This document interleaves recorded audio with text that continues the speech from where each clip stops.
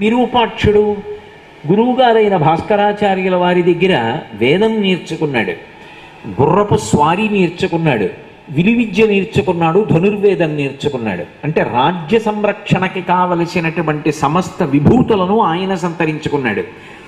లలితమైనటువంటి భావనలను విద్యలను ఆమె సహజంగా ప్రకటనం చేసింది. ఇలా కొంతకాలం అయింది.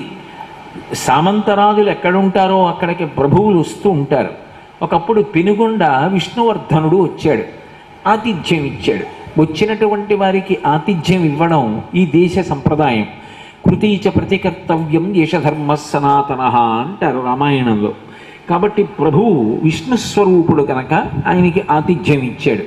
ఇంటికి వచ్చినటువంటి విష్ణువర్ధనుడు ఆ పిల్లని చూశాడు. నవయవ్వనంలో ఉంది. ఈమెను నేను వివాహం చేసుకుంటాను అన్నాడు. ఆయన క్షత్రియుడు, వీళ్ళు వైశ్యులు.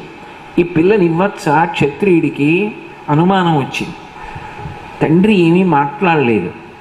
సరే మీరు నిర్ణయం చెయ్యండి అని చెప్పి విష్ణువర్ధనుడు వెళ్ళిపోయాడు. ఈయన వ్యక్తిగత సమస్యని సమాజ సమస్య చేశాడు కుసుమశ్రేష్ఠి. తానొక నిర్ణయం చెయ్యలేదు.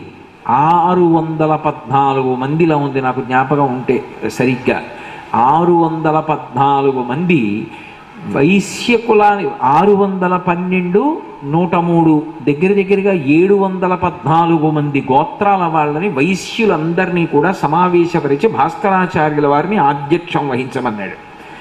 ఆధ్యక్షం వహించమని నా కుమార్తె అయినటువంటి వాసవాంబని విష్ణువర్ధనుడు అడుగుతున్నాడు. ఇవ్వనా ఇవ్వవద్దా అని అడిగాడు. అందులో అధికులు 612 గోత్రములకు చెందినటువంటి వైశ్యులు అన్నారు, ప్రభువుకి నీ కుమార్తె భార్య అవడం, ప్రభువుతో బంధుత్వం కలవడం మనం మరింత బలపడడానికి ఉపయోగపడుతుంది, కాబట్టి పిల్లనియ్యి అన్నారు.